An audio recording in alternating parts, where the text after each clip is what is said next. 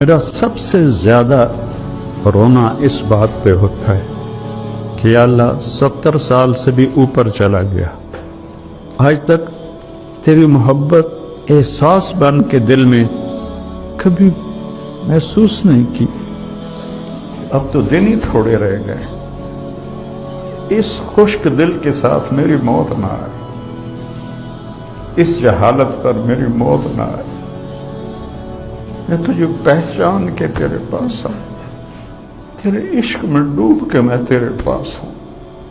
یہی آپ بچوں سے چاہتا ہوں۔ ایک انصاری نوجوان گھوڑے کو دوڑاتا ہوا حضرت ابو عبیدہ کے پاس آیا، کہنے لگا ابو عبیدہ جا رہا ہوں اللہ کے نبی سے ملنے، کوئی پیغام ہے تو دے دو۔ سوچو تو صحیح، جا رہا ہوں اللہ کے نبی سے ملنے، تو ابو عبیدہ رونے لگے اور کہا کہنا ہمارا سلام کہنا اور کہنا جو وعدے آپ کر گئے تھے ہم نے سچے پائے۔ یہ کہہ کر وہ میدان میں اترا اور وہ جو مبارزت ہوتی تھی تو اس نے ایک قتل کیا، دوسرا کیا، تیسرا کیا، چوتھا کیا، پانچواں کیا،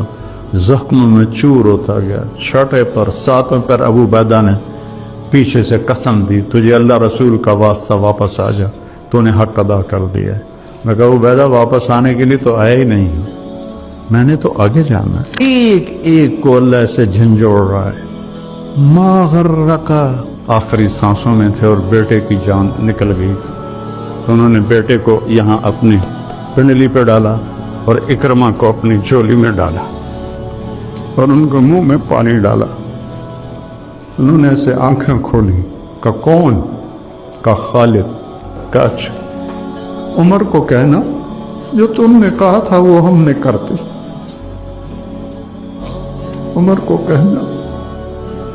جو تم نے کہا تھا وہ ہم نے کرتے۔ ہمیں ایک تیرے مار کا آراؤں میں، خشکیوں میں کبھی لڑتے کبھی دریاؤں میں، دی اذانیں کبھی یورپ کے کلیساؤں میں، کبھی افریقہ کے تپتے ہوئے صحراؤں میں، شان آنکھوں میں نجستی تھی جہانداروں کی، کلمہ پڑھتے تھے ہم چھاؤں میں تلواروں کی، تجھ سے سرکش ہوا کوئی تو بگڑ جاتے تھے، تیغ کیا چیز ہے ہم توپ سے لڑ جاتے تھے، نقش توحید کا ہر دل پہ بٹھایا ہم نے، زیر خنجر بھی یہ پیغام سنایا۔